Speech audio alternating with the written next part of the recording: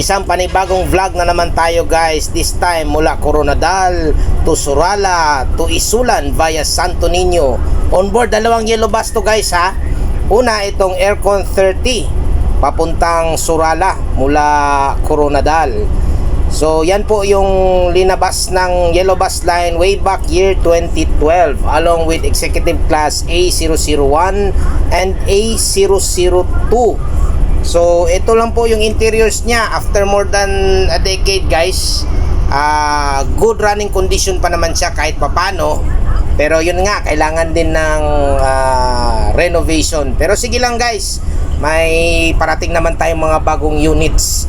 Pampalit niyan mga guys, hopefully soon. So yan, shout out muna tayo sa mga driver nito. Driver natin si Amistad. Mga priority boys yan guys. Wala kasi yung bus eh. Side trip lang muna siya. Marbel, Surala and vice versa. Tol. Tol. Ano ba? May pamangkot ko. Ano man? Bensinsilyo ko. Dili mo konta. Shout out Galeon. Harry Bolyos. Tanong mo, sagot. At yan guys, yan yung driver at conductor ng A30. Si driver Amistad at saka si conductor Bolyos. Bali nag-extra lang po sila ng kanilang unit guys kasi yung A031 nagpa-shop muna doon sa Barrio 2 guys sa Marbel Service Center ng Yellow Bus Line. So nadaanan na po natin yung Coronadal City Public Terminal mga guys. Obligado po kasi tayong dumaan dito sa access road which is Mariano Marcos Road as per Google Map ano. And then lumabas na po tayo dito sa Judge Alba Street / Arellano Street. Parte pa rin yan ng Coronadal City mga guys. So shout out po sa ating mga followers dyan sa Yellow Bus Line Incorporated. Ingat po palagi sa ating mga biyahe mga guys. And pati na rin sa mga taga Coronadal or taga Marbel. Ingat po palagi sa ating mga biyahe or kung ano mang ginagawa natin sa ngayon mga guys. Papunta nga pala tayo ng Surala sa South Cotabato. So nagawan ko na ito ng vlog guys, although hindi lang masyado na-appreciate eh. Kaya finast forward ko na ng times 3 para mabilis-bilis po tayo mga guys. Kasi yung dati kong vlog sa normal speed yata, it took around 20 minutes. So ito, this is only part 1 of our vlog from Coronadal going to Isulan.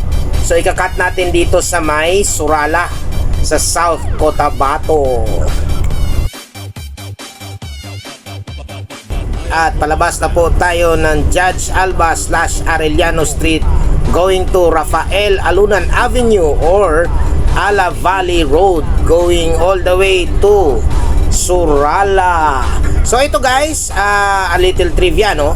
Itong kalsada na ito is ang labasan na nito is in Cotabato City. So straight lang po na daanan yan guys mula Surala in South Cotabato, then Isulan na po, Santo Niño, then Isulan, then Esperanza going all the way to Cotabato.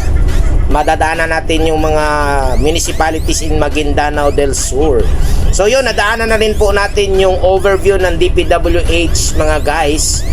I was really planning na pumunta dyan at magpitik. Kaso nga lang, kailangan ng ng ample time at saka day. Kasi nga, yung Surala guys, pag mula ka ng Davao, talagang sadyain talaga siya na lugar.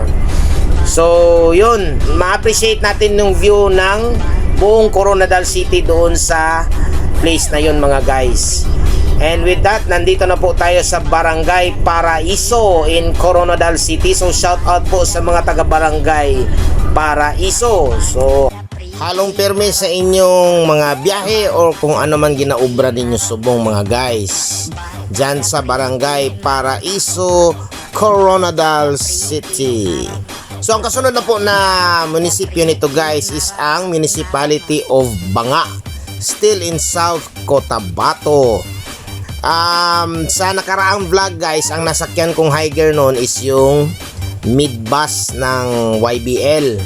Di ko lang siya siguro na timingan mga guys, pero yung nakikita ko kasi na kasalubong namin is yung nag-airport na 722 series na Yutong Midbus guys, ano, kung nakita nyo doon sa video in the earlier part of this clip. So yun, ang kasunod pala natin na ano na vlog, not the last vlog of the routes of YBL, that would be the airport, pero we will do it on a separate time siguro mga guys. Wag lang muna ngayon kasi medyo busy pa po, and then kailangan din tayong mag-leave sa ating trabaho, di ba?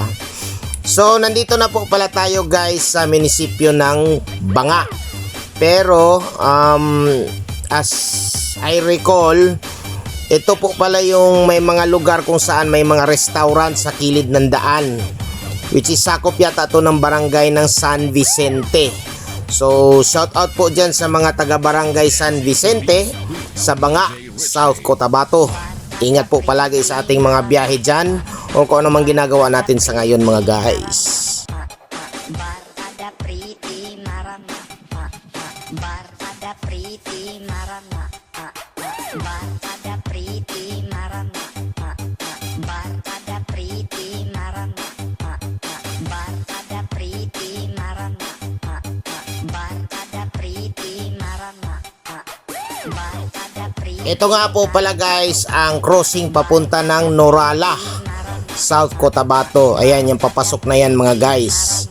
Pero sa part 2 ng ating video guys, makikita nyo meron ding crossing papunta rin ng Norala, which is situated in Barangay Kulambog.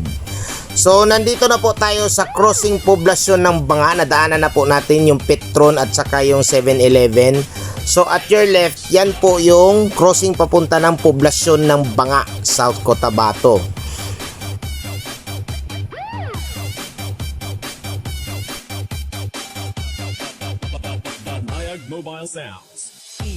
Sa mga nagtataka guys sa vlog na ito kung bakit masyadong matulin, finast forward ko po ito ng 3 times para po mabilis yung video natin at maigsi lang.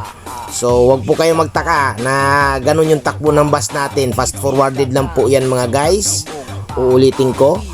And ilang minutes na lang po at malapit na po tayo sa pinakapoblasyon po ng Surala in South Cotabato. Ano rin pa pala, si-shoutout ko na rin yung classmate ko dyan, si Apollo Villanueva. Ay, excuse me, Attorney Apollo Villanueva, CPA. So, shoutout po sa kanya. And then yung mga workers niya sa kanyang CPA/law firm dyan sa Surala mga guys. Nandito na po pala tayo sa barangay, if not mistaken, Liwanay.